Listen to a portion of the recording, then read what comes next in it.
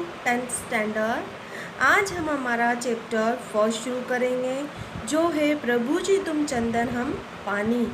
जो हमारा चैप्टर है प्रभु जी तुम चंदन हम पानी, उनके लेखक है संत रैदास जी।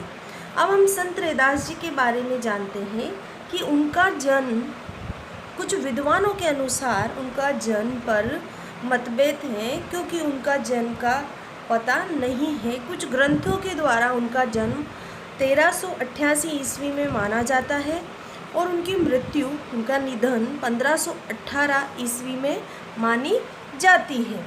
इनको कबीरदास जी के समय का माना जाता है। संत रैदास जी के बारे में हम जानते हैं कि संत कवि रैदास कबीर के समकालीन महान संत थे, मतलब कबीरदास जी के समय के महान संत थे। रैदास को रविदास के नाम से भी जाना जाता है। जो संत रैदास है उनको रविदास नाम से भी जाना जाता है। यह माना जाता है कि संत रामानंद जी के शिष्यों में से एक थे। जो रामानंद जी के शिष्य थे उनमें से संत रैदास एक शिष्य थे। ये काशी में रहते थे, पढ़े लिखे नहीं थे। जो संत रैदास जी थे वो पढ़े लिखे नहीं थे, मगर उनकी साधना उच्च प्रकार की थी। उनके पदों में अनन्य भक्ति भाव की अभिव्यक्ति है। संत कवि रैदास ने भक्त और भगवान के अटूट संबंध की पुष्टि अपने पदों में की है। जो संत रैदास हैं उन्होंने भगवान और भक्त के प्रति जो रिश्ता होता है, जो संबंध होता है, उसकी पुष्टि, मतलब उसके बारे में अपने शब्दों में, पदों में लिखा है। आत्मा परमात्मा का मिलन सोने में सुगंध की भांति उत्तम बतलाया है। आत्मा का परमात्मा से मिलन किसकी भांति बताया गया है? सोने में सुगंध की भांति। उनके पद बहुत लोकप्रिय हैं। उनके कुछ पद गुरु ग्रंथ साहब में संग्रहित हैं। बोलचाल की सरल सहज भाषा में 200 से अधिक पद हैं।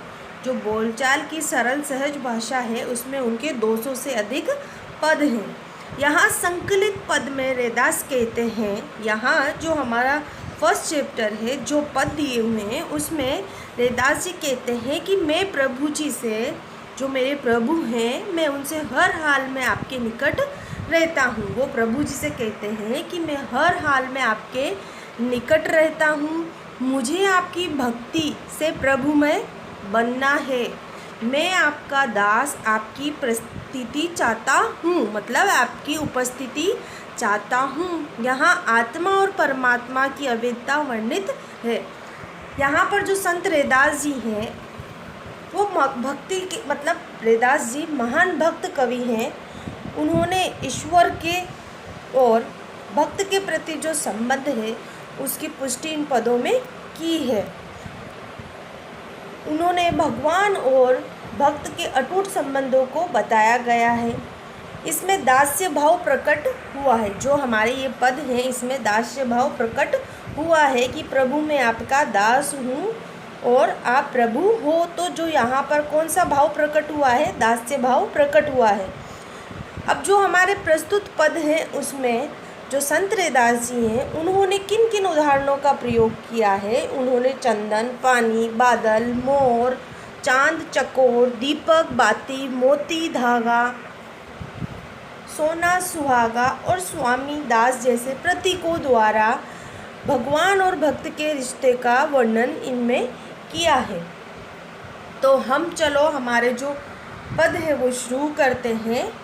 प्रभु जी तुम चंदन हम पानी, प्रभु जी तुम चंदन हम पानी, जाकी अंग अंग बात समानी। यहाँ पर संत रैदास जी कहते हैं, जो हमने अभी पंक्तियाँ रीड की है उसमें संत रैदास जी कहते हैं कि हे प्रभु, आपके प्रति मेरा समर्पण भाव चंदन के साथ पानी जैसा है। मतलब कि आप चंदन के समान हो और मैं पानी के समान हूँ। वो किस तरह हुआ कि जो चंदन की लकड़ी होती है, आप कभी मंदिर में जाते हैं शिव जी के में, तो वहाँ पर जो चंदन की लकड़ी जो पत्थर पर घिसते हैं पानी डालकर, तो यहाँ पर जो संत रैदास जी उन्होंने अपना रिश्ता प्रभु जी और के प्रति इस तरह बताया है कि आप चंदन की वो लकड़ी हो और मैं उस पानी के समान हूँ जिसमें चंदन की लकड़ी घिसने से पानी की वो चंदन की सुगंध उस पानी में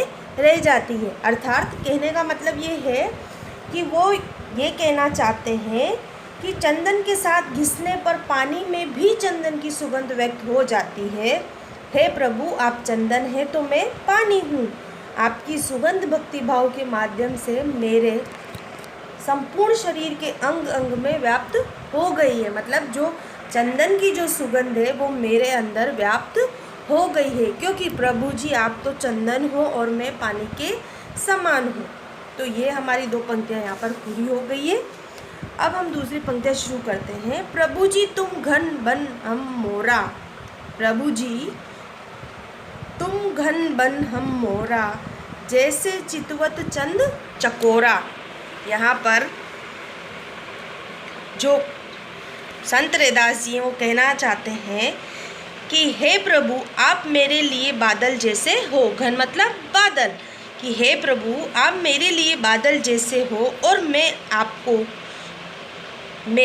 अपने आप को जंगल का मोर मानता हूँ। आप मेरे लिए कैसे हैं प्रभु? संत रैदास जी के लिए बादल जैसे हैं और मैं अपने आप को जंगल का मोर मानता हूँ।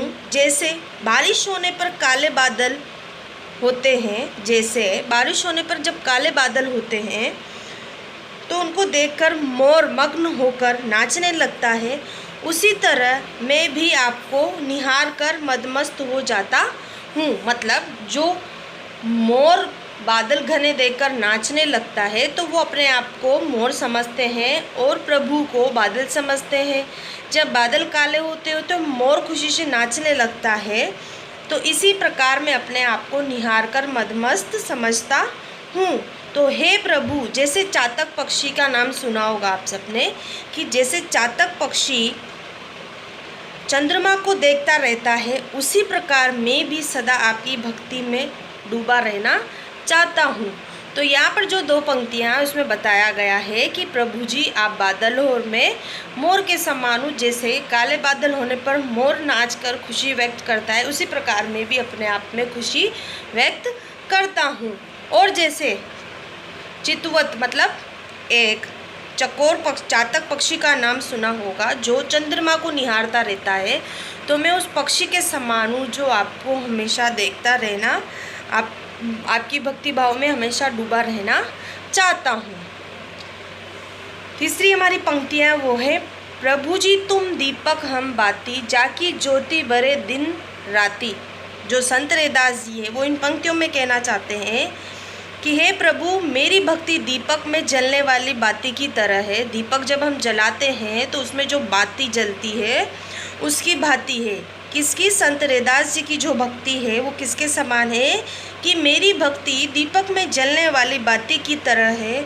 जिस प्रकार दीपक की बाती अपने आप को जलाकर दीपक के साथ बने रहने में सुख का अनुभव करती है, उसी प्रकार मैं भी अपना अस्तित्व खोकर केवल आपकी भक्ति में ही अभिलाषी हूँ। मतलब आपकी भक्ति का ही प्यासा हूँ। तो यहाँ पर 2 पंक्तियों में बताया गया है कि प्रभु जी दीपक हैं तो भक्त क्या है? बाती, जो जलने पर भी सुख का अनुभव करती हैं। फिर हमारी पंक्तियाँ हैं जिनमें दिया गया है, प्रभु जी तुम मोती हम धागा, प्रभु जी तुम मोती हम धागा, जैसे सोनहि मिलत सुहागा। यहाँ पर संत रैदास जी कहना चाहते हैं कि हे प्रभु आप मेरे लिए सुंदर और चमकदार मोती की तरह हैं। हे प्रभु आप मेरे लिए सुंदर और चमकदार मोती की तरह हैं और मैं अपने आप को वो धागा मानता हूँ जिसमें मोती पिरोए जाते हैं। वे कहते हैं जिस प्रकार मोतियों की माला का धागा मोतियों से जुड़ा रहता है, उसी तरह मैं भी अपनी भक्ति द्वारा भगवान में घनिष्ठ रूप मतलब मजबूत रूप से जुड़े रहना चाहता हूँ। वे ईश्वर से अपने जुड़ाव और सोने और सुहागे के मेल की संज्ञा देते हैं। जैसे सोने में सुहागा, सोने के मिलने से सुहागा होता है, उसी प्रकार वो ईश्वर को मिला रहने का व्यक्त कर रहे हैं, मतलब वो कह रहे हैं कि जिस प्रकार मोती धागे में डलने पर मोती और धागे का साथ होता है, मैं भी आपसे उसी प्रकार मजबूत तरीके से जुड़े रहना चाहता हूँ। वे ईश्वर से अपने जुड़ाव को, मतलब भगवान और ईश्वर के जुड़े रहने का सोने और सुहागे के मेल की संज्ञा देते हैं। लास्ट हमारी पंक्तियाँ हैं, प्रभु जी तुम स्वामी हम दासा, ऐसी भक्ति करे रेदासा। यहाँ पर संत रैदास जी कहना चाहते हैं कि हे प्रभु, आप हमारे मालिक हैं और मैं आपका समर्पित सेवक हूँ, जो आपके लिए कुछ भी कर सकता हूँ। वे कहते हैं, हे प्रभु, मेरी भक्ति तो इसी प्रकार की है, जो आप मेरे दास हो और मैं आप मेरे स्वामी हो और मैं आपका दास बना रहूं। तो यहाँ पर हमने इन पद में जाना कि जो संत रैदास जी हैं, उन्होंने पहली पंक्तियों में चंदन और पानी का संबंध बताया है। जिस तरह प्रभु और भक्त का संबंध किस प्रकार बताया है कि आप चंदन हो और भक्त क्या है, प्रभु चंदन है और भक्त पानी है। दूसरी पंक्तियों में प्रभु बादल हैं तो मोर हैं, प्रभु चांद है तो वो चितवत चकोरा जो पक्षी होता है वो बताया है। दीपक और बाती का संबंध बताया है, मोती और धागे का, सोने और सुहागे का, स्वामी और दास का।